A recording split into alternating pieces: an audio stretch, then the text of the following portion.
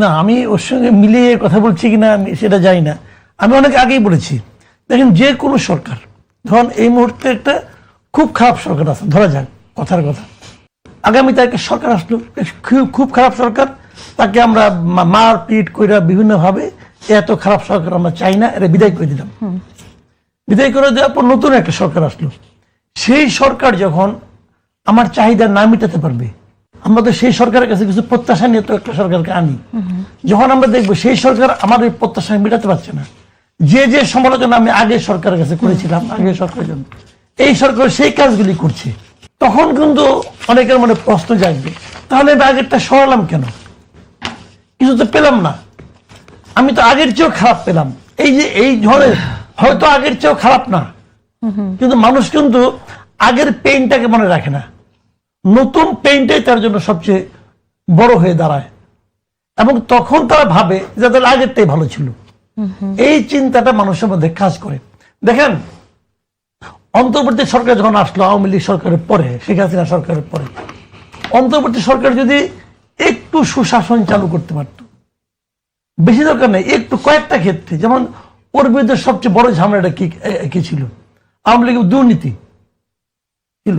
আওয়ামী লীগের হলো বিচার বিভাগকে নিজের নিয়ন্ত্রণে নিয়ে আসা, সবকিছুকে নিজের নিয়ন্ত্রণে নিয়ে আসা, যা চাই তাই রায় তাই দিচ্ছে, অমুককে জামিন দাও, অমুককে জামিন দিও না, এই যে বলে দেওয়া, নিম্ন আদালতের উপর পূর্ণ একটা নিয়ন্ত্রণ প্রতিষ্ঠা করা, এগুলি তো করতো আগে সরকার, ঠিক আছে। আর হলো নির্বাচন ব্যবস্থাটাকে সে একদম ধ্বংস করে দিয়েছিল। তো এই যে বিষয়গুলো, আমি যদি এর বিপরীত দৃশ্য যদি এই সরকারের কাছে দেখতাম, তাহলে কিন্তু মানুষের সরকারকে ভুলেই যেত, জাস্ট ভুলে যেত। মানুষ মানে মন্দ অতীতের দিকে তাকায় না, যদি ভালো কিছু পেয়ে যায়, ভালো বর্তমান পায়। কিন্তু বর্তমান যদি অতীতের মতোই হয়, তখন তারা বর্তমানটাকে অতীতটাকে পছন্দ করে। আপনার কাছে কি মনে হয় যে কেউ কি আসলে বর্তমানের চাইতে অতীতকে পছন্দ করছে? এই বর্তমান না, ওই অন্তর্বর্তী সরকারের, হ্যাঁ অনেকে করছে, আমি নিজে বলতে শুনছি, বলছে একই তো চলছে, তাও তো তারা কিছু উন্নয়ন করছে, এটা বলতে শুনছি আমি।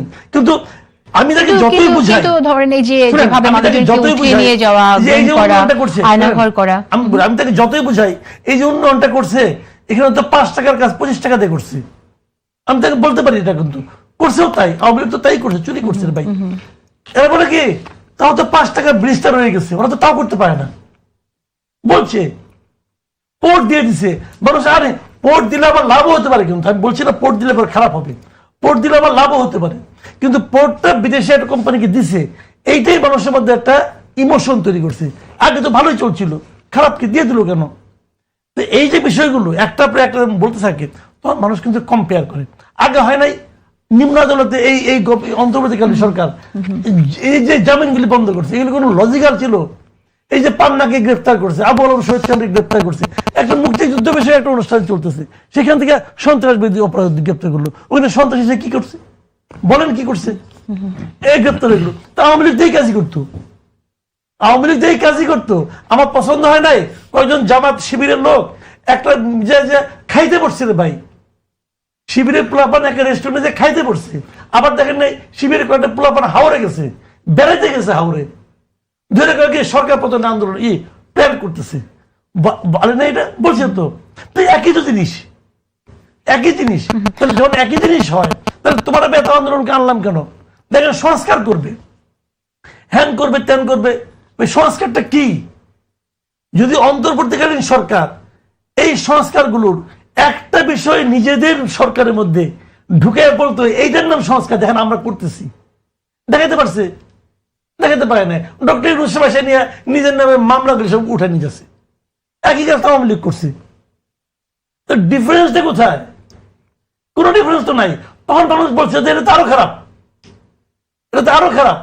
আচ্ছা, আমি একটু আমার মনে হয় শান্ত, আমি আপনার মন্তব্য শুনি যে অন্তর্বর্তী সরকার কে অনেকেই বলেছেন যে আগের সরকারের চেয়েও খারাপ, যে কথাটা এখানে এসেছে, সেখানে যে যুক্তিগুলো এখানে মাসুদ কামাল দিয়েছে সেটাকে আপনি আসলে কিভাবে খণ্ডন করবেন? আমি একটু অ্যাড করি এখানে, আপনাদের সাথে আপনাদের সহযোদ্ধা যিনি আসলে উপদেষ্টা ছিলেন তিনি এটা কথা বলেছেন যে লীগ সেদিনই ব্যাক করেছে যেদিন থেকে ডানপন্থীদের উত্থানের জন্য অন্তরীণ সরকারের লোকজন কাজ শুরু করেছে, লীগ সেদিনে ব্যাক করেছে। আরেকটি কথা অ্যাড করেছেন, যেদিন আইনের শাসনের বদলে মবের শাসনে আনন্দ পেয়েছিল গত 17 বছরের মজলুমগণ, মবের শাসন কিন্তু শুরু হয়েছে অন্তর্বর্তী সরকারের সময়। ব্যাপারটা ইন্টারেস্টিং। আমি প্রথমে শেষ অংশটা বলি, যে মাহফুজ আলমের বক্তব্যের অল্প একটু টাচ করি, বেশি টাচ করব না। এরপরে আমি আপনার যে প্রথম অংশ যেটা সেটা বলি। সেটা হচ্ছে যে ইন্টারেস্টিং যে মাহফুজ আলম বলেছেন যে সে সময় আওয়ামী লীগ ব্যাক করেছে, অন্তর্বর্তী সরকারের সময় যখন ডানপন্থীরা কাজ করেছেন কিংবা আইনের শাসন প্রতিষ্ঠা হয় নাই। হ্যাঁ, এটাই তো, এবং এটার সাথে তো খুব প্রাসঙ্গিকভাবে রিলেটেড যে আসলে ওই সময় সরকারে যারা ছিল তারা আসলে যদি সরকারের মধ্যে ডানপন্থা নিয়ে কাজ করে সেটা সরকারের যারা বলেন নাই কিংবা এটা দেখেও যারা সরকার থেকে সরে আসেন নাই, হ্যাঁ, তাহলে তো এগুলো আসলে কারণ হিসেবে কাজ করছে। এখন সেই প্রশ্নের খেলে এখানে আমি মাহফুজ আলমের প্রশ্ন বেশি এনগেজ করবো না, এই জন্য কারণ মাহফুজ আলম এখানে নাই। আমি মাহফুজ আলম থাকলে এই প্রশ্নটাই করতাম যে এই প্রশ্নটা তো এই অন্তর্বর্তী সরকারের 2 বছর যাওয়ার পরে আসার কথা না, যে আসলে আওয়ামী লীগ ওই দিন ব্যাক করেছে। ওই দিন মাহফুজ আলম বুঝতেন, তাহলে মাহফুজ আলম সেদিনই বলতেন যে আজকে থেকে এই আওয়ামী লীগ এই ডানপন্থার উত্থানে কাজ করছেন, আওয়ামী লীগ এটা দিয়ে ব্যাক করছেন, কিংবা হচ্ছে তিনি এখানে তারপরও কেন রইলেন, এটা আমি জিজ্ঞেস করতে যেহেতু পারছি না, হয়তো তার কোন উত্তর আছে আমি জানি না, এই জন্য ওই প্রশ্নে আমি বেশি যাবো না। আমি মাসুদ কামাল ভাইয়ের সাথে আমি কিছুটা ধারাবাহিকতা বজায় রেখে আমি বলবো যে হ্যাঁ, আমি এটাই একেবারেই মনে করি যে বর্তমানের অভিজ্ঞতা এটার মধ্যেই মানুষ বসবাস করে এবং বর্তমানের অভিজ্ঞতা দিয়েই মানুষ তার ভবিষ্যৎ নির্ধারণ করে।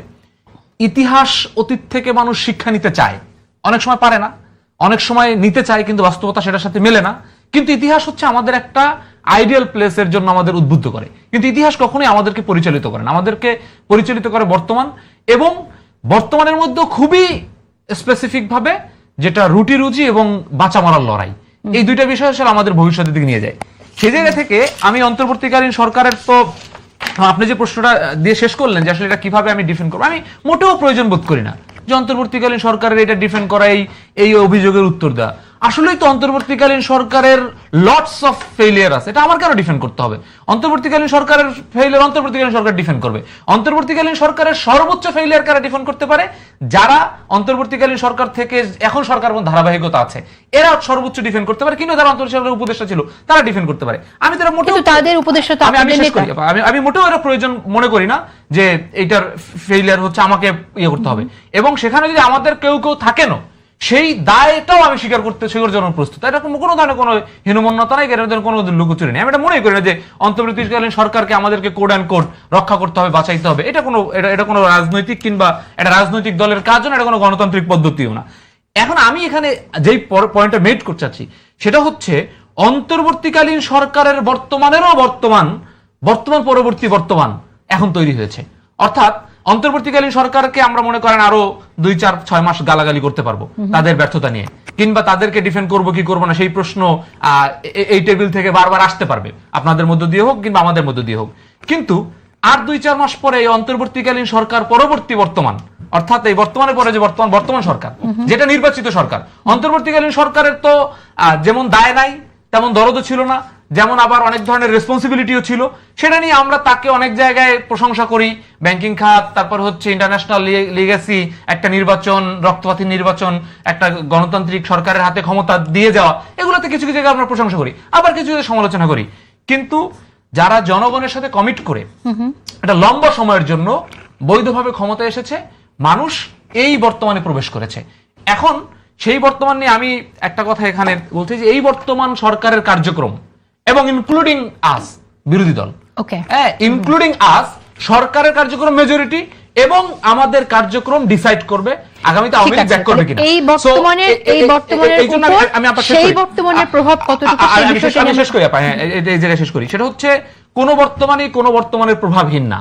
অন্তর্বর্তীকালীন সরকারের যে ব্যর্থতা, সেখানে আওয়ামী লীগের 17 বছরের প্রভাব আছে না, ছিল। সেখানে আইন শৃঙ্খলা বাহিনী আগের সরকারের প্রভাব আছে না, আবার এই সরকারের মধ্যে অন্তর্বর্তীকালীন সরকার প্রভাব থাকবে না, আওয়ামী লীগের প্রভাব আছে না। অবশ্যই। আওয়ামী লীগের 17 বছরের জুলুম নিপীড়নের ব্যাপারে বিএনপি সরকারের 100 প্রভাব আছে না। এই যে বিচারপতির বয়স বাড়ানো, তারপরে 96 ইলেকশন, এগুলো প্রভাব আছে না। তো আপনি যদি প্রভাব টানেন, এই প্রভাব টানতে টানতে আমরা প্রভাব টানতে পারবো, কিন্তু মানুষ ডিসিশন নেবে বর্তমানে দাঁড়ায়। আমি মাসুদের সাথে এখানে একবার শতভাগ একমত যে মানুষ ডিসিশন নেবে বর্তমান দ্বারা, এবং ইনক্লুডিং এনসিপি এখানে কি পরিমাণ ভয়েস রেজ করতেছে, এই সরকারের কতটুকু বিরোধিতা করতেছে, তার উপরে নির্ভর করবে মানুষ আরেকটা বিরোধী দল খোঁজে কিনা। তো Okay, এটা আমি একেবারে ঠিক আছে, মানে খোলামেলাভাবে একমত। আপনাদের বিরোধিতাটা কতটুকু গঠনমূলক সেটা নিয়েও একটু আমরা কথা বলবো। কিন্তু তার আগে আমি হাবিবুর রহমান হাবিব, আপনার কাছ থেকে শুনতে চাই, আওয়ামী লীগ ছিলই ব্যাক করেছে তাদের দম্ভ ব্যাক করার নেপথ্যের কারণ কি বলে আপনি মনে করেন? আওয়ামী লীগ ব্যাক করেছে এটা আমার কাছে মনে হয় না। আওয়ামী লীগ কোথায় ব্যাক করেছে? আওয়ামী লীগের মনোবলই তো এখনো ফিরে পায়নি তারা। এখন দেন না, আওয়ামী লীগ সব ছেড়ে দেন, ওপেন ছেড়ে দেন। তো আওয়ামী লীগ এসে মাঠে একটা রাজনৈতিক দলের নেতা হিসেবে আমার প্রেসিডেন্ট, আমার সেক্রেটারি, আগে তো প্রতিযোগিতা হতো, দিতে চাকরি নেয় কিনা দেখেন তো। এখন আর সে অবস্থা আসেনি। আওয়ামী লীগ তো আমি চিনি, আওয়ামী লীগ এত নিজেরা এত অত্যাচার করেছে, এত নির্যাতন করেছে, এত লুট করেছে, এত অন্যায় করেছে, এত জুলুম করেছে, এত নির্যাতন করেছে। তারা তাদের সেই ভিতরে যে তাদের যে ভয় বা ভিতরে যে তাদের অপরাধ বোধ, এখান থেকে বেরিয়ে আসতে আরো সময় লাগবে, বেশ সময় লাগবে। হ্যাঁ, এখন যদি এইটা আমরা হানাহানি মারামারি কাটাকাটি করি এবং দেশের অর্থনৈতিক অবস্থাকে যদি আওয়ামী লীগের চেয়ে খারাপ পর্যায়ে নিয়ে যায়, তখন সাধারণ মানুষ আওয়ামী লীগ ব্যাক করবে না, সাধারণ মানুষ তখন রাস্তায় দিয়ে নেমে আসে, তখন তাদের পিছনে আসতে পারে আওয়ামী লীগ। যেমন আওয়ামী লীগের দীর্ঘ 15.5 বছর অত্যাচার, নির্যাতন, গুম, খুন, দ্রব্যমূল্যের ঊর্ধ্বগতি, এসবের পরিপ্রেক্ষিতে মানুষ এত বিতসিদ্ধ হয়ে গেছিল, বিক্ষুব্ধ হয়েছিল, যখনই তারা সুযোগ পেল বিশ্ববিদ্যালয় ছাত্র আন্দোলনের মাধ্যমে রাস্তায় সুযোগ পেল, তখন তারা সব নেমে আসলো। তাদের যদি সুশাসন থাকতো, তাদের যদি খাদ্য থাকতো, তাদের যদি দেবমূল্যের ঊর্ধ্বগতি না থাকতো, যদি ন্যায় বিচার থাকতো, তাদেরকে আসতো মাঠে নিশ্চয়ই আসে না। আমরা স্বাধীনতা যুদ্ধের সময় শহীদ হওয়ার পক্ষে কেন সমর্থন দিয়েছিলাম? তখন বলা হতো যে পাকিস্তানের থেকে আমাদের বৈষম্য অনেক, আমাদের 5% সেনাবাহিনীতে আমাদের ইয়ে ছিল, কোনো সরকারি কর্মকর্তা 5%, 7% বেশি আমাদের ছিল না, সব তারা। আমাদের এখানে চিনি যে দাম পাকিস্তানের বেশি, এখান থেকে কাগজ যেত, সেই কাগজ চিনি মেরে আসতো, সেখানে দাম ওখানে কম, এখানে বেশি। আমরা পাট উৎপাদন করি, আমাদের পাটের টাকায় দিয়ে তারা করাচি একবার বানায়, একবার লাহোর বানায়, একবার ইসলামাবাদ বানায়, রাজধানী পরিবর্তন করে, রাস্তাঘাট করে, সব কিছু করে। এবং সর্বশেষ 65 সালের যুদ্ধের সময় ভারত যদি সেদিন পশ্চিম দিকে আক্রমণ না করে পূর্ব পাকিস্তান নিয়ে নিত, একদিনে নিয়ে নিতে পারত। তখন পাকিস্তান এত শক্তিশালী ছিল না। তখন আমরা অসহায় হয়ে গেছিলাম যে আমাদের টাকা আমরা সব দিই, ট্যাক্স দিই, সব কিছু করি, আমাদের প্রতি অবহেলা। এই সমস্ত কারণেই সেদিন কিন্তু 69 গণঅভ্যুত্থান হয়েছিল, 70 নির্বাচনে আওয়ামী লীগকে ভোট দিয়েছিল, 71 আমরা মুক্তিযুদ্ধে গিয়েছিলাম। যদি এটা না হতো তাহলে কি যেত? ঠিক এমন অবস্থায় এখন বিএনপি রাষ্ট্রীয় ক্ষমতা এসেছে জনগণের ভোটের দ্বারা নির্বাচিত হয়ে। এখন বিএনপি যদি দেশ শাসন সুন্দর না করতে পারে, অর্থনৈতিক সমৃদ্ধি না আনতে পারে, তাহলে মানুষ তো অবশ্যই বিচার করবে। হ্যাঁ, তবে এখানে যারা আমরা দায়িত্বশীল তাদের বিচার করতে। একটা শিশু জন্মানোর পরে হাসে না কাঁদে বলুন তো? কোন শিশুকে দেখেছেন জন্মের পরে হাসে? কেউ দেখেছে কোনোদিন? পৃথিবীতে কোটি কোটি শিশু জন্মগ্রহণ করেছে, লক্ষ কোটি শিশু জন্মগ্রহণ, কেউ জন্মের পরে হাসে নাই, সবাই কেঁদেছে, চিৎকার করে কেঁদেছে। একটা সরকার গঠন হওয়ার পর সরকারের অবস্থা তাই। 11 দিন বয়স যেদিন সরকারের, সেদিন ইরান আক্রান্ত হলো ইসরায়েল মার্কিন যুক্তরাষ্ট্র দ্বারা। কোথায় যাবে, কোন দিকে যাবে? তেলের ক্রাইসিস, চারিদিকে সরকার চেষ্টা করলো তেলের দাম কম রেখে জনগণকে স্বস্তিতে রাখা, এইটাকে উল্টা দিকে নিয়ে গেল। তেল মজুত করা শুরু করে দিল বিভিন্নভাবে। এই ঢাকা শহরে আসতে দেখতাম, ঢাকা শহর 95% গাড়ির অপশন না, অনেকে তো তেল মজুত করেছিল, এটাও তো করেছে, তো অনেকেই করেছে, তো ঘরে ঘরে করেছে, খাটের নিচে করেছে, পুকুরের মধ্যে ড্রামের ভেতর ডিজেল চাষ করেছে, দেখেছি তো আমরা। এবং সেটি এই কারণে রোধ করা যায়নি কেন? রোধ করা যায়নি। শুনুন, মানুষের নৈতিকতা যদি আপনার ঠিক না থাকে, আইন দ্বারা সবকিছু করা যায় না। আমাদের নৈতিকতা খারাপ। আমরা মনে করেছিলাম যে দাম বাড়বে, সরকার মানবিক সরকার বলে যেদিন যুদ্ধ লাগলো সেদিন যদি 140 টাকা বা 150 টাকা অকটান দিয়ে দিত, ওই লাইন থাকতো না। ডিজেলের দাম বাড়িয়ে দিত, লাইন হতো না। সরকার চেষ্টা করেছিল ডিজেলের দাম বাড়ালে 15% সরকার ডিজেলের দাম বাড়িয়েছে বাধ্য হয়ে, 40% দ্রব্যমূল্য বৃদ্ধি হয়েছে। আচ্ছা, কেন? আমরা ঠিক এই জন্য বলছি যে আসবো এই সরকার, শেষ করে দিই, এই সরকার আসছে ক্ষমতা আসার সঙ্গে সঙ্গে একটা বিপরীত একটা সারা পৃথিবীব্যাপী একটা যে ধরনের অস্থিরতা তার ভিতর পড়ে গেছে। আজকে গার্মেন্টস ছিল আপনার ঝুঁকির মধ্যে পড়ে গেছে। যুদ্ধ অবস্থা চলতে গেলে কে কাপড় বানাবে, কার এত শখ পড়ছে, সে এইটা আমাদের বাংলাদেশে অর্ডার দেবে। এসব কিছু মিলে আমাদেরকেও সহনীয় পর্যায়ে সরকারকে সমালোচনা করব, কিন্তু বুঝতে হবে যে কতটুকু আমি করবো। ওকে, ঠিক আছে, আপনি বলছেন সহনীয় পর্যায়ে সমালোচনা হচ্ছে না, সেই বিষয়ে আমি শুনবো। কিন্তু আওয়ামী লীগের ফিরে আসা নিয়ে আপনি বলেছিলেন যে তাদের অপরাধের জন্য তারা ক্ষমা চাইলে পরে তারপর সাধারণ মানুষ ক্ষমা করলে হয়তো আসবে। আমি একটু শুনতে চাই মাসুদ কামাল আপনার কাছ থেকে যে আওয়ামী লীগের যারা সমর্থক, কর্মী, নেতা, তাদের মধ্যে কোনো অপরাধ বোধ বা ক্ষমা চাওয়ার কোনো বিষয় দেখি না। আজকের এই তথ্য আমি আপনার সামনে দিয়ে যেমন সামিটে সজীব ওয়াজেদ জয়ের মালিকানা আছে, এমনকি তার যে স্ত্রী, তালাকপ্রাপ্ত স্ত্রী, তাকে তিনি দেন, বছরে দেবেন $2,40,000। 2024 সাল থেকে 2034 সাল পর্যন্ত প্রতি মাসে তার স্ত্রীর নাম ক্রিশ্চিয়ানাকে তিনি $20,000 করে দেবেন। আপনার কাছে কি মনে হয় যারা আসলে আওয়ামী লীগকে সমর্থন করে তারা আওয়ামী লীগের এহেন অপরাধ নিয়ে তারা একটু ভাবে, বা আসলে কখনো আমরা তাদের মুখ থেকে কথাটা বলতে শুনি না? আমরা শুনি যে এই সরকারের সমালোচনা বা অন্যান্য সমালোচনা আমরা শুনছি, কিন্তু শেখ হাসিনার সমালোচনাটা শুনি না। ঠিক কর্মী সমর্থক যারা নাকি একদম মাঠ পর্যায়ে আছে, তৃণমূলে আছে, গ্রামে আছে, তারা কেন প্রতিবাদ করেন এটা তারা বলতে পারবে। আপনার আমি বিশ্লেষণ আওয়ামী লীগ কি? করি না, না, আপনার কাজে ওনাদের মনের কথা আমি কেমন করবো? আপনি তো কোনো বিএনপিও করেন না, আপনার বিশ্লেষণ শুনতে চাই। করতেন হাইক ভাই তো অতীত অভিজ্ঞতা থেকে বলতে পারে, আমার কোনো অতীত অভিজ্ঞতাও নাই, তো আমি কেমন করবো বলেন?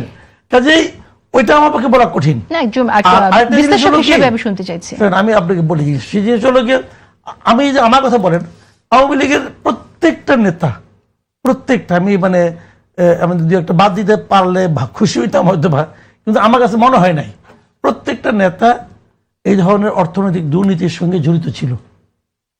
মাত্রা ভেদ আছে, এবং কেবল তারা দুর্নীতি অব্যাহত করছে তা না, তারা অনেক লোককে, ব্যবসায়ীদেরকে এরকম মানে মানে বেপরোয়া দুর্নীতিতে হেল্প করছে। আচ্ছা, এসালাম কে আওয়ামী লীগ করতো? এসালাম তো আওয়ামী লীগ করেন, এসালাম তো সব পার্টিকে টাকা দিছে। এসালাম এই দুর্নীতি করার সুযোগটা কে করে দিছে? নিশ্চয় আওয়ামী লীগ করে দিছে। এবং আওয়ামী লীগের ওই যে আপনার ইউনিয়ন পর্যায়ের যে লিডার, সে জায়গায় কিন্তু আওয়ামী লীগের সেন্ট্রাল পর্যায়ের লিডাররা দিছে। শেখ হাসিনা জানতো না যে এসালাম যে টাকা লুটপাট করতেছে? জানতো। তার মানে যাই না, যদি কিছু না বলে তার মানে উনি করতে দিয়েছেন। আপনি জয়ের কথা বললেন, জয়ের প্রতি মাসে তার তালাকপ্রাপ্ত বউকে কত টাকা ক্ষতিপূরণ দেন? কোথেকে দেয়? পকেট থেকে বাইক করে দেয় তো না, পকেটে তার টাকাটা ঢুকায় দেয় কি? এই এস আলমরাই ঢুকায় দেয়। এস আলম, আজিজ খান, যারা পলাইছে তারা দেয়, যারা দেশে এখনো আছে তারাও দিছে। না দিলে ব্যবসা করতে পারতো? শাহ আলম ব্যবসা করতে পারতেন যদি আওয়ামী লীগের টাকা না দিত? একে আজাদ ব্যবসা করতে পারতো আওয়ামী লীগের টাকা না দিলে? নাবিল গ্রুপ ব্যবসা করতে পারতো? বলেন আপনি আমাকে, পারতো? কেউ পারতো না। তাদের সবার পত্রপত্রিকা আছে, সবার কাছ থেকে টাকা নিচ্ছে তারা, সবাই তাদেরকে টাকা দিচ্ছে। এই ওবায়দুল করিম টাকা দেয় আওয়ামী লীগের, আমি নাম ধরে বললাম, সে প্রতিবাদ করুক, সেটি আবার ফিরে আসে, আবার দেখবেন যে এই সরকারের ঘনিষ্ঠ হয়ে যাবো, খুব শিগগির হয়ে যাবো, টেনশন নিয়ে খবর আছে হয়ে যাবে। বললাম তো, তাহলে সে তো আছে দেশে, আছে না? সবাই যাদের নাম বললাম সবাই দেশে আছে। আরে কে না টাকা দিছে আওয়ামী লীগরে? সবাই দিছে। আবার এই সরকারকেও তারা দিবে যদি সরকার নেয়, হয়তো দরদাম চলছে, অথবা চেষ্টা চলছে, সরকার গ্রহণ করলে হবে। তো এগুলো তো হয় রে ভাই। প্রতিবাদ কে করতেছে? আগেও কেউ করে নাই, তার আগেও কেউ করে নাই, এখনো কেউ করে না। কারণ যে করবে সে তো বহিষ্কৃত হবে, যে করবে তাই তো বাই করে দিবে। কেউ তো বাইরে থাকতে ভাই চায় না, এটা একদম সিম্পল কথা ভাই। তবে আমি মনে করি, আমার যেটা কথা, যে কে ক্ষমা চাইলো কে ক্ষমা চাইলো না এটা আমার জানার ব্যাপার না। ক্ষমা চাইলে ঠিক হয়ে গেল। ওই যে অনেকে বলে জামাত তো ভাই একদিনের জন্য ক্ষমা চায় নাই, জামাতের কোন নেতা কর্মী ৭১ ঘটনার জন্য ক্ষমা চাইছে? চায় নাই, তো কি হয়েছে? আমি কিন্তু মনে করি না যে ক্ষমা না চাইলে তারা আমি রাজনীতি করতে দিব না। জামাত ক্ষমা চায় না, চায় নাই, এটাই তাদের পলিসি, এইটাই তাদের পলিটিক্স। এই পলিটিক্সকে যদি ভালোবেসে কেউ জামাতকে ভোট দেয়, দিবে, না দিলে দিবে না, না দিলে হারাই যাবে। জামাতকে তো ভোট দিচ্ছে। Okay, আমি এই জায়গায় আসবো। একটি ছোট্ট একটি প্রসঙ্গ আমি আপনার কাছে শুনতে চাই। আমাদের এখানে অনুসন্ধানী সাংবাদিক জুলকানার সাহেব তিনি একটি পোস্ট দিয়েছেন। তিনি বলেছেন, সাধারণত যা নিয়ে কাজ করি সে বিষয়ে কিছু লিখি না, কিন্তু গত কয়েকদিন ধরে পলাতক স্বৈরাচার হাসিনা ও তার পঙ্গপালের আস্ফালন দেখে ভাবলাম অনেক কিছু এখনো জানার বাকি, জানানোর বাকি, সে বিষয়টা ওদের একটু অবহিত করা প্রয়োজন। এটি উনি আসলে সামিটে হাসিনা পুত্র মালিকানা নিয়ে পোস্ট এবং তারাকপ্রাপ্ত স্ত্রীকে তিনি $2,40,000 যে দেন, সেই পোস্টে তিনি উল্লেখ করেছেন। এই মাঝে এই ধরনের আলোচনা যে আসছে যে আপনার স্বৈরাচার হাসিনার পঙ্গপালের আস্ফালন, বিশেষ করে আমি দেখলাম যে হাম সংক্রান্ত একটি আলোচনা বৈঠকে শেখ হাসিনার সমর্থক কয়েকজন থাকায় এই আলোচনাটা বেশি এসেছে। আপনি কি একটু কিছু বলবেন? আপনি সেই মিটিংয়ে ছিলেন, আপনার কাছে মনে হয় যেটার সাথে কোনো যোগসূত্র আছে যে শেখ হাসিনার? আমি যতক্ষণ ছিলাম ততক্ষণ যারা বক্তব্য দিয়েছেন তাদের বক্তব্য আমি এরকম কিছু পাইনি। সেই মিটিং আমি ছিলাম, একটা গোল টেবিল বৈঠক মতো ছিল, এবং আমাকে নিয়েও সবাই বলছে যে এরা কে হাম বিশেষজ্ঞ হলো। ভাই, হাম সংক্রান্ত একটা গোল টেবিল বৈঠক হয়েছে, সেখানে থাকতে হলে হাম বিশেষজ্ঞ হইতে হবো। আমি তো হাম কি হবে, ওটা কি কোনো সায়েন্টিফিক সেমিনার ছিল? কোনো সায়েন্টিফিক সেমিনার ছিল ওটা? তো ওটা ছিল হাম নিয়ে আমাদের অবস্থা কি। এখন হামের আক্রান্ত হয়ে একটা শিশু মারা গেছে, তার বাপ মা কিছু কথা বলবে, তাকে হাম বিশেষজ্ঞ হইতে হবে না? মানে কথা হচ্ছে সব আওয়ামী সমর্থকদের থাকার কারণেই বোধহয়, বা আওয়ামী নেত্রীর সমর্থকদের থাকার কারণেই বোধহয় আলোচনাটা হচ্ছে। হতে পারে আওয়ামী সমর্থকদের, সেখানে হয়তো অন্য কেউ থাকলে আওয়ামী সমর্থকদের কে কে ছিল আমার জানা, আমি যে করে আমি দেখছি। সাংবাদিকদের বলছিল জয় মামুন ছিল, সাংবাদিকদের বলছিল শিশির মোড়ল ছিল। শিশির মোড়ল তো আওয়ামী সমর্থক না রে, সে তো প্রথম আলোর স্বাস্থ্য বিষয়ক রিপোর্টার। আমি যখন আওয়ামী সমর্থক কে আনিস আলম ছিল, আনিস আলম কি আওয়ামী সমর্থক নাকি? আমি ছিলাম, আমি আওয়ামী সমর্থক নাকি? যে বলতেছে তারে আমি জিজ্ঞাসা করি সে আওয়ামী লীগ আমলে কি করছে। যারা এগুলো বলতেছে আমাদের সাংবাদিকরা বলতেছে, আমি তো বলি, চ্যালেঞ্জ দিয়ে বলি, আমাদের সাংবাদিকরা যারা এখন মহাবিপ্লবী সাজছে, তারা আওয়ামী লীগের 17 বছরে লেখায়, কথায়, বলায় যা কিছু বলছে সব যোগ করলে যে আমার অর্ধেক হয়, তারপর আমার খারাপ করতে বলেন। ওদের সবাইকে মিলা, একজনকে না কিন্তু, ওরা যতজন মিলে বলে, এই এখন যারা বলে সবার, এই প্রত্যেকটা লোক যদি 100 হয় 100, ওই 100 লোক 17 বছরে যা বলছে আওয়ামী লীগ গভর্নমেন্টের বিরুদ্ধে, সেটা যদি আমার অর্ধেক হয় যোগ করলে পরে, ঠিক আছে। আমি এই প্রশ্নটার উত্তর আমি শান্ত আপনার কাছ থেকে চাইবো, কারণ ফয়সাল মাহমুদ শান্ত আপনার কাছ থেকে শুনতে চাইবো, কারণ আপনাদের অনেকে এই একটু অঙ্গুলি নির্দেশ করছে এবং বলছে যে আওয়ামী লীগ ফিরে আসছে, আস্ফালন শুরু হয়ে গেছে, ধরনের কথা আপনারা বলছেন। কোনো যৌক্তিক কারণ আছে কিনা? আপনি তো শুনলেন মাসুদ কামাল কি বললেন। ধন্যবাদ। মাসুদ ভাইয়ের প্রশ্নটা আমি যাব, আমি আর আগে একটা মিনিট আমাকে একটা ভিন্ন ইস্যুতে বলার সুযোগ দেন। সেটা হচ্ছে যে বিগত লম্বা দিনের না, গত 9 দিনে 4 জন শিশু ধর্ষণ করার পরে হত্যা করা হয়েছে, এবং বিভিন্ন জায়গায় ধর্ষণ চেষ্টা, ধর্ষণ করে আসামিরা বিভিন্ন জায়গায় পালিয়ে বেড়াচ্ছে। এবং এই যে বিশেষ করে আপনি জানেন জাহাঙ্গীরনগরে একজন নারী শিক্ষার্থীকে ক্যাম্পাসের ভিতরে একজন গলা টিপে হত্যা চেষ্টা এবং ধর্ষণ চেষ্টা করার পরে সিসিটিভি ফুটেজে তার পরিষ্কার চেহারা দেখা গেছে, কিন্তু তারপরেও এখন পর্যন্ত গ্রেফতার হয় না। এই সকল বিষয়গুলো, এবং এই যে শিশুটি মারা গিয়েছে ক্লাস 2-এ পড়ে, এইটা বিশেষ করে এক ধরনের, মানে আমি ব্যক্তিগতভাবে দর্শক বা সারা দেশের একটা গভীর ক্ষোভ এবং শোক দুইটাই জানাচ্ছি। এবং আমার কাছে মনে হয় যে আসলে এই রাষ্ট্রের এবং সরকার এবং যারাই দেখছেন সবার জায়গা থেকে মনে হয় যে এটার বিরুদ্ধে সোচ্চার হওয়া প্রয়োজন, এবং সরকারেরও এই বিষয়ে আসলে কি কার্যকরী পদক্ষেপগুলো নিচ্ছে। বিভিন্ন জায়গায় মাদ্রাসাগুলোতে শিশুগুলো ধর্ষণ হচ্ছে একের পর এক, এই বিষয়গুলোতে সরকারের এক দায়িত্বশীল পর্যায় থেকে ওই ধরনের শক্ত কোনো ভূমিকা এখন পর্যন্ত দেখছি না। ধন্যবাদ শান্ত, ধন্যবাদ শান্ত যুক্ত করার জন্য। আমরা এই বিষয়ে কথা বলবো, কারণ মিরপুরে যে ঘটনাটি ঘটেছে আপনি জানেন, এই বিষয়ে আমাদের অবশ্যই কথা বলতে হবে, কারণ তার বাবা তিনি নিজে বলেছেন যে আমরা বিচার চাই না, সেই বিষয়টি আমরা কথা বলবো। আমি হচ্ছে ইয়েতে আসছি, মাসুদ কামাল ভাই যে বিষয়টি বলেছে সেটা হচ্ছে যে আমি সেমিনার করা এই ধরনের ইস্যুতে কে করছে, কারা করছে, এটাতে আমি কোনো ধরনের কোনো সমস্যা দেখি না। তবে যেই আলাপটা আসছে, মাসুদ কামাল ভাই যেই পয়েন্টে বলছেন যে মাসুদ কামাল ভাই আওয়ামী লীগের বিরুদ্ধে বলেছেন, কিন্তু ওখানে মাসুদ কামাল ভাই 1-2 জনের নাম উল্লেখ করেছেন যে আসলে ওখানে আওয়ামী লীগের যেই শাসনামল, একটা জিনিস বুঝতে হবে যে আওয়ামী লীগ যদি একটা এস্টাবলিশমেন্ট হয়, একটা ফ্যাসিবাদ হয়, এই ফ্যাসিবাদের কিন্তু একটা প্রতিষ্ঠান থাকে না। একটা ফ্যাসিবাদ দাঁড়ানোর জন্য শত শত প্রতিষ্ঠান থাকে। এই প্রতিষ্ঠানে এক এক মাত্রা এক একজনের ভূমিকা থাকে। সো বাংলাদেশের গণমাধ্যম কর্মী, বুদ্ধিজীবীদের একটা অংশের বা কিছু অংশের এই আওয়ামীকরণের যে প্রত্যক্ষ ভূমিকা ছিল, এটা আমার মনে হয় এই টেবিলে আলোচনা করে প্রমাণ করার দরকার নাই।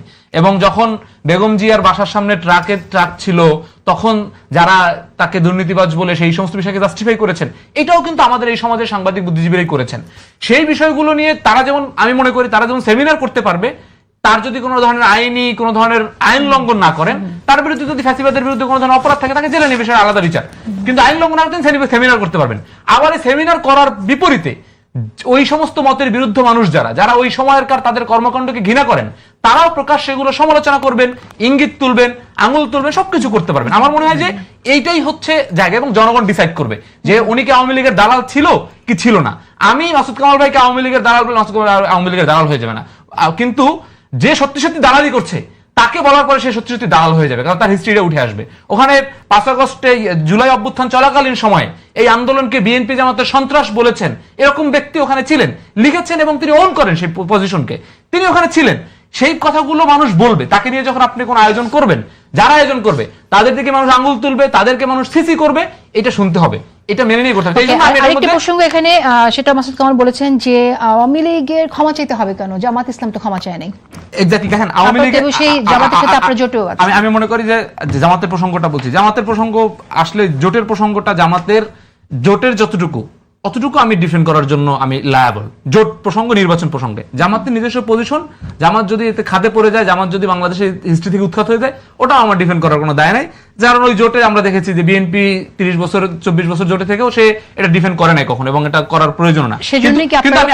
আমি বলছি যে আওয়ামী লীগের এই বিচার অনুতপ্ততার যে জায়গাটা আপনি বলছেন, দেখেন এই জায়গা থেকে আমি মনে করি যে গণতান্ত্রিক এবং বাংলাদেশের মানুষের অধিকার ভিত্তিক একটি সংগঠন, তার মধ্যে যদি ভুল ত্রুটি, দুর্নীতি, অন্যায়, অপরাধ থাকেও, তারপরও তাদের মানসিকতা কিন্তু একটা সংগঠন স্ট্রাকচারালি এক ধরনের কি বলে মানে উগ্র এবং এক ধরনের প্রতিহিংসা পরায়ণের যে রাজনীতি করেন, তাদের মানসিকতার পার্থক্য আছে। আমি যদি ভুল না করি, দেখবেন যে গত 5-10 বছরের আন্দোলন চলাকালীন সময়েও বিএনপির অনেক সমর্থকরা, বিএনপির অনেক বুদ্ধিজীবীরা, কিন্তু বিএনপির অনেক কর্মীরাও, ওদেরকে আমি দেখেছি এবং এই কথা বলতে আমাদের সাথেও বলেছেন। আমরা যেমন তখন বিএনপির সাথে একসাথে আন্দোলন করেছি, তখন তার আমাদের কোনো দল ছিল না, বিএনপির ব্যানারে আন্দোলন করেছে, তখন বলেছে হ্যাঁ বিএনপি এই সময় এই ভুলটা করেছিল, বিএনপি যদি এই ভুলটা না করতো তাহলে হয়তো বিএনপি আরেকটু গণমানুষকে এনগেজ করতে হতো। বিএনপির সমালোচনা বিএনপি নিজেদের মানুষকে আমি করতে দেখেছি, বিএনপির মধ্যে অনুশোচনাও দেখেছি অনেক অনেক সিদ্ধান্তের বিষয়ে। কিন্তু ইন্টারেস্টিং বিষয়, বিএনপি অনেক ছোট ইস্যুতেও অনুশোচনা করেছে। যেমন বিএনপি মনে করেন এই যে বললাম যে এই বিচারপতিদের আইন বয়স বাড়ানোর যে ইস্যুটা 2006, এটাতে আমি অনেক বিএনপির অ্যাক্টিভ কর্মীদেরকে দেখেছি যে এটা বিএনপি ওন করে না, বিএনপি তারা ওন করে না, তারা হয়তো প্রকাশ্যে বলে না, কিন্তু প্রশাসনিক বলেছে।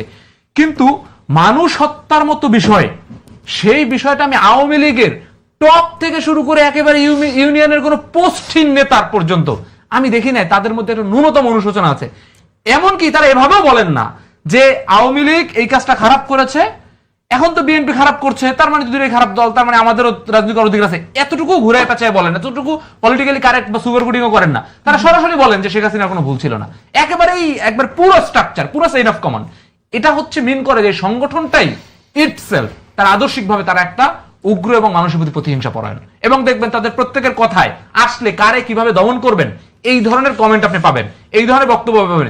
সগৌরবে ফিরবে, অনুশোচনা নিয়ে ফিরবে না, ভুল ত্রুটি মানে শুধরাই ফিরবেন না, তিনি সগৌরবে ফিরবেন। অর্থাৎ তিনি অতীতে যা করেছেন সেটাকে তিনি গৌরব মনে করেন, সেটা নিয়ে তিনি ফিরতে চান। তো এই জন্য আমি মনে করি আওয়ামী লীগের অনুশোচনা হবে না, অনুশোচনা হবে না বিদেই আওয়ামী লীগ এরকম বারবার বিভিন্ন ইস্যুতে সরকার ভুল করবে, আস্ফালন দিয়ে উঠবে, কিন্তু হাবিব ভাই যেটা বলেছেন যে আওয়ামী লীগ আসলে ওই অর্থে বাংলাদেশে ব্যাক করতে পারবে না। বিএনপি, জামাত, এনসিপি যদি ভুল করে, অন্য কোন একটা পক্ষ দাঁড়াইতে পারে বাংলাদেশে, অন্য কোন একটা পক্ষের হাতে এই এস্টাবলিশমেন্টের এক ধরনের পতন হইতে পারে, আবার কেউ নতুন আসতে পারে। কিন্তু আমার মনে হয় না যে আওয়ামী লীগের নেতৃত্বে আগামীর বাংলাদেশে অতীত মানে নিকট ভবিষ্যতে কখনো কিংবা অদূর ভবিষ্যতে কখনো কোনো গণঅভ্যুত্থান কিংবা জনমানুষের আন্দোলনের নেতৃত্ব আওয়ামী লীগ দেবে না। ওকে, আমি একটু ভিন্ন প্রসঙ্গে যাব। হাবিবুর রহমান হাবিব, আপনার কাছে আসি। সুপ্রিম কোর্টের সচিবালয় বিলুপ্তকরণে যথেষ্ট সমালোচনা হচ্ছে। আপনাদের তো প্রতিশ্রুতি একটি ছিল যে বিচার বিভাগকে স্বাধীন করা, সেই জায়গা থেকে যে আপনার সুপ্রিম কোর্ট বিচারালয় বিলুপ্ত করলেন, এবং সেক্ষেত্রে আমরা দেখলাম হাইকোর্ট একটি বিস্ময় প্রকাশ করেছে। আপনার মন্তব্য শুনতে চাই বিষয়ে। এটা আমি আপনারা এই আপনার মুহূর্তে সিদ্ধান্ত থেকে সরে যাচ্ছেন কিনা? আমি না সরে যাচ্ছে না, এই মুহূর্তে আমি এই বিষয়টা মন্তব্য করতে চাই না, কারণ এই বিষয়টার ভিতরে অনেক কিছু আছে এবং আমার মনে হয় যে একটা পর্যায়ে এই ভুলটা বিএনপি করার কথা না। তার কারণ বিচার ব্যবস্থাকে কুক্ষিগত করে প্রশাসনকে নিয়ন্ত্রণ রেখে যে টিকে থাকা যায় না, দেশে থাকা যায় না, স্বাভাবিকভাবে চলা যায় না, পালিয়ে যেতে হয়, এটা প্রমাণিত হয়েছে। আমরা সেই কাজটা কেন করব, এটা আমার এই ব্যাপারে বক্তব্য। আর যে কথাটা এখানে তাহলে কি আপনাদের প্রস্তাবনা কি, মানে কেন করবেন? কি এখন কাজ তারা করবেন? অন্য কোনো ভাবে হয়তো আরো অন্যভাবে হয়তো করতে পারে। যেমন ধরেন আপনার এই যে দুদকের আইন, দুদক আইন সংশোধন করেছিল ইন্টারিম গভর্নমেন্ট। আগের আইনটা কি ছিল, আপনার 5,000 কোটি টাকা আপনি লুটপাট করেছেন, আপনার বিরুদ্ধে 5,000 কোটি মামলা হয়েছে, আরো 2,000 কোটি টাকা অদৃষ্ট হয়নি। আপনি টাকা দিলেও আপনাকে শাস্তি ভোগ করতে হবে, কিন্তু ইন্টারিম গভর্নমেন্ট হলো কি টাকাটা দিয়ে দিলে আপনি শাস্তি ভোগ করবেন না, তাহলে উৎসাহিত হয়ে গেলেন, ওইটা ফেরত নিয়ে আসতে চাবার, এটা একটা ভালো দিক। আমি দুর্নীতি করব, আমার টাকা দিয়ে দেবো, আমি আর বাড়ি চলে গেলাম হাসতে হাসতে, তা তো হবে না, ওই জায়গাটা নিয়ে আসতেছেন। তো এখন এই যে সুপ্রিম কোর্টের যেটা আপনার সচিবালয় যেটা ফিরিয়ে দেওয়ার কথা, যেটা সেটা নিয়ে সরকার অন্য চিন্তাভাবনা আছে, আর হয়তো সুন্দর একটা চিন্তাভাবনা থাকতে পারে, যেমন সরকারের অনেকগুলি চিন্তাভাবনা, সুন্দর সুন্দর চিন্তাভাবনা আছে। আজকে আমার মনে হলো কি যে এই যে যখন আমরা গুলিস্তানে যাই, এই সদরঘাট, এই মিরপুর গাবতলি করে না, আজকে আমার মনে হয়েছে যে বাংলাদেশের প্রধানমন্ত্রী বাসে সব উঠাচ্ছেন, বড় বড় নেতাদেরকে সব বাসে উঠাচ্ছেন, এক বাসে উঠাচ্ছেন। এটা একটা অদ্ভুত সুন্দর একটা জিনিস, সব উঠে তারপরে সেদিন চাপিয়ে যাওয়ার সময় কেউ পিছিয়ে পড়ছিল, বাসের যেমন এরা সব ঠেকায় গাড়ি আসার জন্য একটু স্লো করে আসে ঠেলে তুলে দিচ্ছে। এত সুন্দর সুন্দর জিনিস করছেন, কিছু কিছু ক্ষেত্রে একটা সময় দিলাম মনে হয় যে একটা সুন্দর জিনিস হবে বলে মনে করি। এখন আমি আগের আমার ভাইদের আলোচনার সাথে আমি শরিক হতে চাই একটু, সেটা হলো যে এই যে একটা কথা হচ্ছে যে আওয়ামী লীগের ফিরে আসার ব্যাপারটা, এরা কোনোদিনও আর ফিরে আসতে পারবে না। কারণ হলো কি যে এরা এইবার যে একটা অপরাধ তো করেছে, ভোটার নির্বাচন করেছে, দুর্নীতি করেছে, এগুলো করে এইবার যে কাজটা করলো যে তারা স্বাধীনতার নেতৃত্ব দানকারী সংগঠন, অস্বীকার করার কোনো উপায় নাই। আমি তো মুক্তিযুদ্ধে গিয়েছি, তো এখন কথা হলো তারা এবার ভোটটা দিল জায়গা বিশেষে, হয়তো তারা বিভিন্ন প্রার্থীকে পছন্দ করে দিয়েছে, তাদের মূল এটা ছিল জামাতকে ভোট দাও। আওয়ামী লীগের একজন মানুষ জামাতে ভোট দেওয়ার চেষ্টা বিষ্ঠা মারা ভালো, তাদের রাজ্যের কথা বলবো, কিন্তু তারা কি তাই করেছে? আমার ওপেন নেমে পড়লো সব পরিষদ মেয়র আওয়ামী লীগের, সে জামাতের আপন ভাইরা প্রার্থীর ওপেন তারা ভোট করলো। এই করে তাদের অস্তিত্বটা বিলীন করে দিয়েছে, তাদের অস্তিত্ব জামাতের ভিতরে ঢুকে গেছে। জামাতের 61% ভোটে জামাতের নাই, কেন হবে জামাতের? তাদের যুদ্ধের সময় তাদের কোনো অবদান নেই, দীর্ঘ আন্দোলনের কোনো অবদান নেই। এইবার বৈষম্যবিরোধী আন্দোলনের সময় কিছু ছিল প্রকাশ্যে না, তারা তো শিবির তো প্রকাশ্যে ছিল না। এখন তাদের কেন ভোট দেবে? আওয়ামী লীগের ভোট দিয়েছে, আর বিএনপির বেঈমান বিশ্বাসঘাতক যারা, তারা স্বতন্ত্র প্রার্থী হয়েছিল, শেষ পর্যন্ত স্বতন্ত্র ভোট দিয়ে জিততে পারবে না বলে তারাও দাঁড়িপাল্লা দিয়েছে। আবার অনেকে নমিনেশন পায়নি, স্বতন্ত্র প্রার্থী হয়নি, তারাও বিএনপি প্রার্থীকে হারানোর জন্য তারাও ধানের শীষে ভোট দিয়েছে, এই দিয়ে তাদের পার্সেন্টেজ এটা গিয়েছে। এখন আওয়ামী লীগ কেন আসবে না, কেন এই জন্য বলে আওয়ামী লীগকে ডুবানোর জন্য দায়ী কারা বলেন তো? আমি বারবার বলতাম এই আওয়ামী লীগকে ডুবাবে এক শ্রেণীর সাংবাদিক, বুদ্ধিজীবী, পত্রিকার মালিক, টিভির মালিকেরা। হলো তাই, শেষ ডুবা যেদিন ডুবলো, ডুবার যেদিন কি উৎসব শুরু হলো, সে কবে? প্রধানমন্ত্রী গেলেন চীনে, এই সময় সাংবাদিক সম্মেলন করতে নানা প্রশ্নের একবারে কোন সাংবাদিক ফারজানের উপর প্রশ্ন করলেন, ফারজানের প্রশ্ন না করলে প্রভাস আহমেদ সম্পর্ক প্রশ্ন করে না, আর প্রভাস আহমেদ যদি ওই প্রশ্ন না করে তাহলে প্রধানমন্ত্রী বলে না যে আমি মুক্তিযোদ্ধার নাতিপতির চাকরি না দেখি রাজাকারের নাতিপতির চাকরি দেবো। এই যে উৎসব শুরু হয়, এই যে এই শুরু হয়ে গেল তাদের বিদ্যুৎ, তারা করলো সাংবাদিকদের মাধ্যমে। এই বুদ্ধিজীবী, এই বিশ্ববিদ্যালয়ের ভাইস চ্যান্সেলর, আমাদের দু একজন বিশ্ববিদ্যালয়ের ভাইস চ্যান্সেলর এখন দেখি টেলিফোনে আসে, সে ওদের মাঝামাঝি কথা বলে, সরকার সমালোচনা করে, আমার পছন্দ হয়। আওয়ামী লীগের সময় যারা ঢাকা ইয়ের থেকে শুরু করে, আরিফিন সিদ্দিকী থেকে শুরু করে, মিজান থেকে শুরু করে, এমনভাবে ডিপেন্ড করতো যে সে ভাইস চ্যান্সেলর হওয়া যুবলীগের প্রেসিডেন্ট হওয়া অনেক ভালো। এইরকম যদি আমাদের প্রধানমন্ত্রী কিন্তু উনি বলছেন, বাংলাদেশের প্রধানমন্ত্রী কিন্তু বলছেন যে এত বেশি হওয়ার দরকার না। আমাদের সাংবাদিক ভাইরা তো অনেক অখুশি হচ্ছে, হ্যাঁ দুদিন আমরা ছিলাম, এখন আমাদের এখানে বলছে, ওই কথা বলছে না, বলছে যে নিরপেক্ষভাবে কথা বলতে হবে। সরকারের দোষ ত্রুটি গুণ যদি না বলা হয় তাহলে সরকার সঠিক পথ দাবি করে। যেমন আমি ঠিক আছে, এই যে আমরা শেষ করি যে, আপনার কতটুকু আসলে আমি এই যে এইটুকু বলি শেষ করি, আমি যেমন এই যে ডিজেলের দাম বাড়ার কারণে আমি কিন্তু চরমভাবে আমি কিন্তু টেলিভিশন টকশোতে বলেছি, আপনার অকটেন 200 টাকা করেন, পেট্রোল 190 টাকা করেন, ডিজেলের দামটা আপনি বাড়ায় না।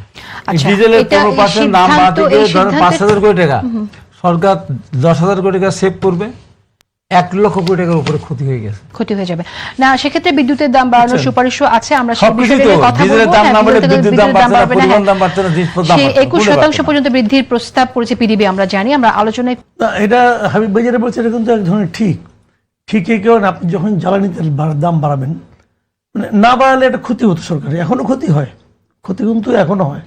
বিদ্যুৎ কিন্তু লাভজনক না, ওখানে সরকারকে ভর্তুকি দিতেই হচ্ছে। তো ধরে যাক আপনি এখানে মনে করেন আপনি সব মিলিয়ে 10 টাকা ভর্তুকি দিতেন, এটা কমিয়ে এখন আপনি মনে করেন 6 টাকায় নিয়ে আসলেন, 4 টাকা আপনি দাম বাড়াই দিলেন। এই যে আপনি 4 টাকা বিদ্যুতের দাম বাড়াইলেন, এই বিদ্যুতের দাম বাড়ানোর ফলে কি কি দাম বাড়বে? সবকিছুর দাম বাড়বে। কোনোটা হয়তো 5 পয়সা বাড়বে, কোনোটা 10 পয়সা বাড়বে, কোনোটা 1 টাকা বাড়বে। এই সবগুলি যে বাড়লো, ওই সবগুলি যোগ করলে কি 4 টাকার চেয়ে বেশি হয় না কম হয়? এর একটা হিসাব থাকা দরকার। সরকার তো হিসাব করতে পারে, সরকার তো এক্সপার্টরা আছে, তারা হিসাবটা করে না কেন? যদি সবকিছুর দাম বাড়ে তাহলে কি হবে? যে আপনি একটা জায়গায় ভর্তুকি কমাতে যায়, বাদ বাকি সবার কিন্তু আপনার ক্রয় ক্ষমতার উপরে চাপ ফেলতেছেন। তাদের যে দাম বাড়বে তারা ওটা কিনবে কোথেকে? তাদের কি বেতন বাড়ছে? বেতন তো বাড়ে নাই। আপনি জুলাই মাস থেকে সরকারি কর্মচারীদের বেতন বাড়াবেন বলতেছেন, ভালো কথা বাড়াবেন। সরকারি কর্মচারীর সংখ্যা কত? 19 লাখ সারা দেশে।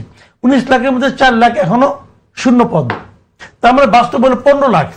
এই 15 লাখ মানুষকে যেদিন আপনি বেতন বাড়াবেন, যেদিন বাড়াবেন, তার পরের দিন থেকে দ্রব্যমূল্য বেড়ে যাবে। এই 15 লাখকে আপনি সুবিধা দিতে যায় আপনি কিন্তু 18 কোটি মানুষকে অসুবিধায় ফেলতেছেন। এই মানুষগুলি বেতন বাড়বে, হ্যাঁ, এর মধ্যে আপনি বলবেন যে না, একদম যারা প্রান্তিক আছে তাদের সমস্যা হবে না, যেমন রিক্সাওয়ালা, যেমন আপনার শ্রমিক, এরাও কিন্তু এদের ভাড়া বাড়াই দিবে। কিন্তু বিপদে পড়বে কে? যারা নাকি বেসরকারি চাকরি করে। বেসরকারি যারা চাকরি করে তাদের কি বেতন গত 5 বছর, করোনার সময় বেতন কম ছিল, করোনার পর থেকে কারো বেতন বাড়ছে? জিজ্ঞেস করুন তো, খবর নেন তো আপনি, কারো বেতন বাড়ে নাই। তো তাদের সংসার দেখার দায়িত্ব কি সরকারের না? তারাও তো এই দেশের নাগরিক। এই দেশের প্রত্যেকটা নাগরিকের সমস্যা দেখার দায়িত্ব সরকারের। এখন সরকার যে যেমন কি করতো, হাসিনা আমলে কি করতো? হাসিনা আমলে সরকার কিন্তু মানুষকে তার লোক মনে করতো না। সে মনে করতো আমার লোক হচ্ছে পুলিশ, আর্মি, আমলা, সরকারি কর্মচারী, এরা, কারণ এরাই আমাকে টিকে রাখছে। মানুষটা, আমি তো মানুষের ভোটেরই তোয়াক্কা করি না। তারা কিন্তু এইভাবে চিন্তা করতো, যে কারণে তাদের কাছে জনপ্রতিনিধির চেয়ে আমলার গুরুত্ব ছিল বেশি। ওই যখন কোভিডের সময় যখন নাকি ত্রাণ দিল, সরকার কি করলো যে প্রত্যেকটা জেলায় ত্রাণ দেবে, এটা মনিটরিং কে করবে? এমপিরা না, সচিব করবে। এটা দেশে প্রমাণ করলো যে এমপিরা আমাকে টিকে রাখে নাই, জনগণ টিকে রাখে নাই, আমাদের সচিবরা টিকে রাখছে। এই তো করছে। তো সেই সরকারি কর্মকর্তাদের তোষণের কাজ কিন্তু এই সরকারও করতে যাচ্ছে। সরকার করবে, এটা তো আপনি ফেলতে পারবেন না। আর যখন করবে তার বিপরীতে ওদের জন্য কি করবে? সে কি প্রত্যেকটা বেসরকারি প্রতিষ্ঠান, যে শিল্প প্রতিষ্ঠান আছে, এদের কি বলবে যে আপনারা এই আনুপাতিক হারে বেতন বাড়ান? পারবে না, বলতেই পারবে না, বলতেই পারবে না। তো না, এটা তাহলে আসলে কেমন হলো ভাই? এভাবে মূল্য না বাড়িয়ে অল্টারনেটিভ পন্থায় যাওয়া উচিত।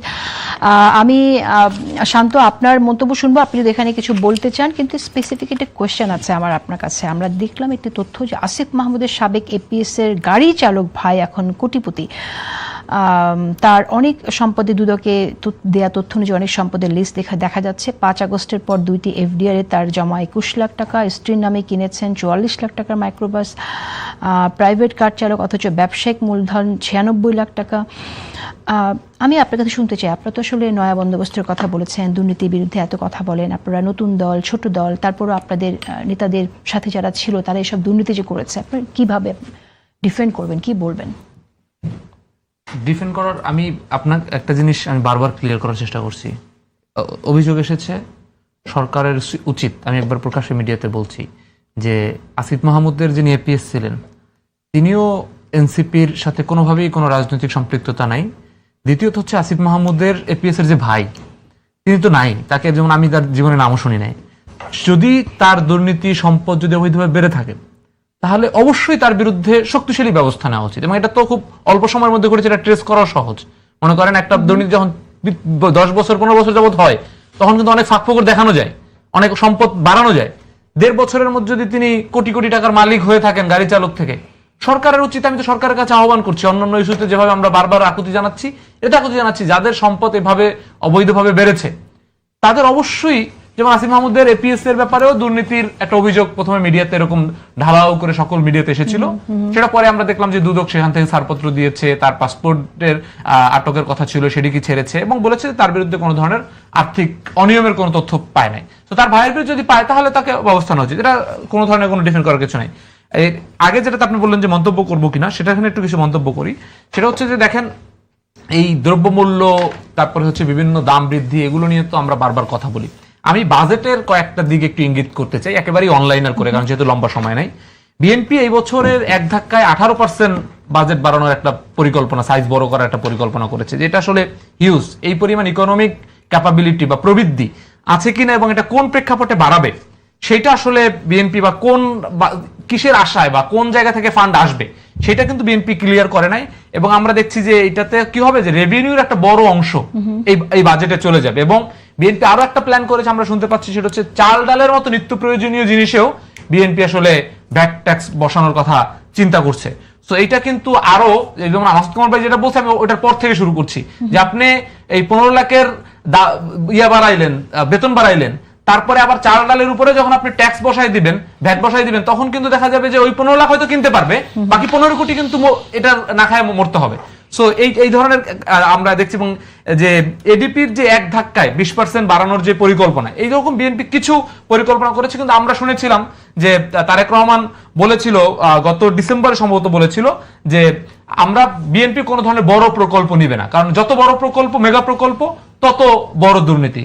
কিন্তু আমরা দেখতে পাচ্ছি যে অলরেডি 5-6টা মেগা প্রজেক্ট এই সরকার হাতে নিয়েছে এবং আরো কিছু হাতে নেওয়ার পরিকল্পনা আছে। প্রকল্পগুলোর নাম বলেন, সেগুলোর আসলে গুরুত্ব আছে কিনা আপনারা সেই জায়গাটাও যদি শুনি আমরা। আমি কোন মেগা প্রকল্প নেবে না এমন তো আসলে মনে হয় না। টোটাল আর্গুমেন্ট থেকে যদি একটা আর্গুমেন্ট সিঙ্গেল আউট করেন তাহলে কিন্তু আপনারা বুঝতে হবে যে এই যে আপনি টোটাল 18% বাজেট আপনি সাইজ বড় করলেন, আপনি মনে করেন ফ্যামিলি কার্ডের মতো আপনি একটা প্রকল্প নিলেন, যেই প্রকল্পে কি হয়েছে দেখেন, একজন প্রতিবন্ধী কিন্তু ফ্যামিলি কার্ডের আওতায় আসবেন না। কেন আসবেন না? কিন্তু তিনি আলাদা সুবিধা পান, তিনি পান 500 টাকা। কিন্তু দেখা যাচ্ছে একজন উপার্জন ব্যক্তি, যাকে আপনি গরিব বলে দিচ্ছেন, তাকে আপনি 2500 টাকা দিচ্ছেন।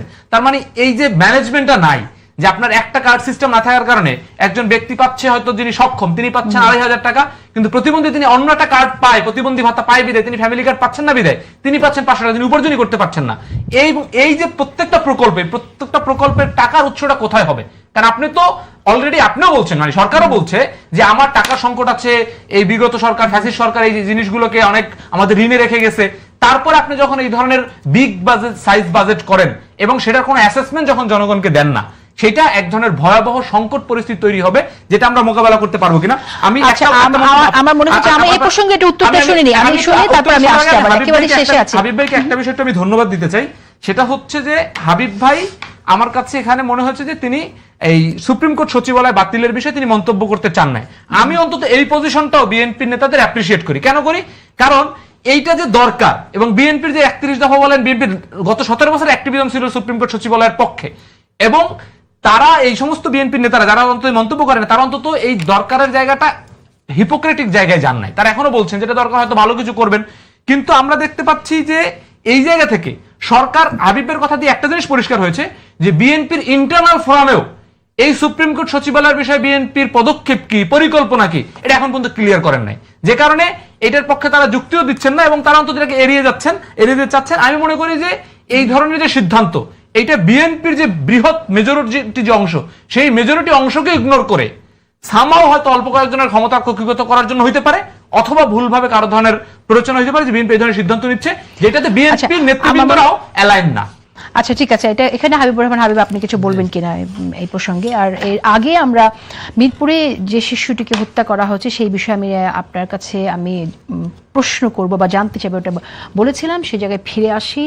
সেখানে এই শিশু সন্তানের বাবা বলেছেন যে বিচার চান না। তো এই যে আমরা দীর্ঘদিন ধরে দেখে আসছি, বছরের পর বছর ধরে বিচারহীনতার যে সংস্কৃতি, সেই জায়গাতে আমরা যদি চিন্তা করি যে বিচারহীনতার সংস্কৃতি থেকে বের হয়ে আসলে মানুষ কিভাবে আসবে, সেই প্রশ্নটা একটু রাখতে চাই আপনার কাছে। না, মিরপুরের ঘটনাটা অত্যন্ত দুঃখজনক ঘটনা। এই ধরনের ঘটনা পুনরাবৃত্তি না ঘটে। বাবা বিচার চাইলো কেন আসছিল সেটা দেখার বিষয় না। ঘটনা ঘটেছে, কিন্তু কেন চাইলো না সেটা তো দেখার বিষয়। চাইলো না, সে হয়তো আবেগ থেকে বলেছে, রাগ করে বলেছে, অভিমান থেকে বলেছে, দুঃখবোধ থেকে বলেছে, অথবা ভাবতেই পারে যে বিচার হবে না, হতাশার থেকে বলেছে। আমরা চাই না কোনো হতাশা ব্যক্ত করার কারণেই বিচার থেমে যাবে, সেটা আমি চাই না। বিচার হতেই হবে। হ্যাঁ, এখন কথা হলো যে কথাগুলো এখানে আসছে, এই যে আমাদের বাজেটের 18% মানে বাড়ানোর যে ব্যাপারটা কোথা থেকে আসবে, আমি পরিষ্কার করে বলতে চাই যে এখন ট্যাক্স দেয় কয় লক্ষ মানুষ ট্যাক্স দেয়। যেমন 15 লক্ষ মানুষ সরকারি চাকরি করে, ট্যাক্সের আওতায় 14-15 লক্ষ বাইরে কিন্তু নাই। না, ফর্মাল বেসরকারিরাও ট্যাক্স দেয়। এখন এইটার আওতা যেটা আছে এর থেকে এখন অনেক গুণ আমরা ট্যাক্সের বাড়লাম না, কিন্তু আমরা আওতা অনেক লোককে নিয়ে আসি, তাহলে কিন্তু এটাকে মিট করা সম্ভব। এখন তো এখন সে 15 লক্ষ লোক দেয়, 20 লক্ষ লোক দেয়, আমি আরো 10 লাখ 15 লাখ বাড়াতে পারি। কিন্তু এমন কিছু কিছু ব্যবসায়ী আছে, সরকারি চাকরি বেতন 3 লাখ 3.5 লাখ টাকা হলে তার ট্যাক্স দিতে হয়, ওই মাসে ইনকাম করেন 3 লাখ টাকা, বছর ইনকাম করে 50 লাখ। আমি শেষ করে দেব, একেবারে সময় নেই। মনে করি সরকার বুঝে শুনে করতেছে, আর এতগুলো এই যেগুলো নিয়ে আসলে সুশাসন দেওয়া যদি সঠিক মতো করতে পারে, আর যেগুলো পদক্ষেপ নিয়েছে একবার তো সব দেওয়া হবে না। শুরু করেছি আমরা, বলেছি ধাপে ধাপে ধাপে দেবো। একটা ওয়ার্ডে ধরেন আমরা ফ্যামিলি কার্ড দিলাম, যাকে ফ্যামিলি কার্ড দেওয়া হবে তাকে তো ওই হেলথ কার্ড দেওয়া হবে না, যাকে হেলথ কার্ড দেওয়া হবে তাকে তো কৃষি কার্ড দেওয়া হবে না। অনেকে বল না এক কার্ডের ভিতরে সব নিয়ে আসতে পারে, সবাইকে তো আমরা একটা সুবিধা দিতে পারবো না। আস্তে আস্তে আস্তে আমরা এটা শুরু করেছি, ধাপে ধাপে এটা আমরা এগিয়ে নিয়ে যাব। এটা ভালো একটা দিক, সেই জিনিসটা সরকার চেষ্টা করছে, যেটা আগে ছিল না। এখন এই যে এখন প্রধানমন্ত্রী বহরে থাকতেছে 2 গাড়ি, 3-4 গাড়ি থাকে, বাসে উঠে উঠে যাচ্ছে। আচ্ছা, আমি শেষ করে দেব। আমি মাসুদ কামাল, আপনি একটু শুনতে চাই যে বিএনপি মহাসচিব তিনি একটি মন্তব্য করেছেন, মেলজিআরডি মন্ত্রী মির্জা ফখরুল ইসলাম আলমগীর, তিনি একটি মন্তব্য করেছেন একটি অনুষ্ঠানে ঠাকুরগাঁওয়ে। তিনি বলেছেন যে 1971 মহান স্বাধীনতা যারা বিরোধিতা করেছিল, মুক্তিযোদ্ধাদের হত্যা করেছিল, আমাদের মা বোনদের সম্ভ্রমহানি ঘটিয়েছিল, তারা এই দেশের মানুষ কোনোদিন ক্ষমতায় বসাবে না। কিন্তু জামাত তো এবার ইলেকশনের আগেও ব্যাপারটা এরকম ছিল যে আমরাই ক্ষমতায় যাচ্ছি। তো আপনার কাছে কি মনে হয় যে তার এই কমেন্টটাকে আপনি কিভাবে দেখেন? এগুলি না একটা রাজনৈতিক বক্তব্য, সিম্পলি এগুলো রাজনৈতিক বক্তব্য, কোনো ভিত্তি নেই। আমি বলি আপনাকে, এই যে যেটা মির্জা ফখরুল ইসলাম আলমগীর বলেন, একসময় তো জামাত বিএনপির সঙ্গে ছিল, তো অনেকগুলি বলছে আপনি 2001 সাল থেকে 2006 সাল পর্যন্ত সমস্ত পত্রপত্রিকা ঘাটেন তো, দেখেন তো বিএনপির কোন নেতা তখন তো ক্ষমতায় আর জামাত আসে না, বিএনপি এসেছে। না ক্ষমতা জামাত তো তখন ছিল, মন্ত্রী ছিল, জোটে ছিল। ভাই আমার কথা বলেন, জামাত কেটে বলেন, আলী হাসান মুজাহিদ, মতিউর রহমান নিজামী জামাত নেতা তো বটে, ওকে ফাইন, ছিল মন্ত্রী, ছিল তো ছিল। আচ্ছা, তো জামাত সম্পর্কে এই যে সত্য ভাষণটা কিন্তু সত্য, এই যে সত্য ভাষণ এটা তখন দিছে, দেয় নাই। কেন দেয় নাই?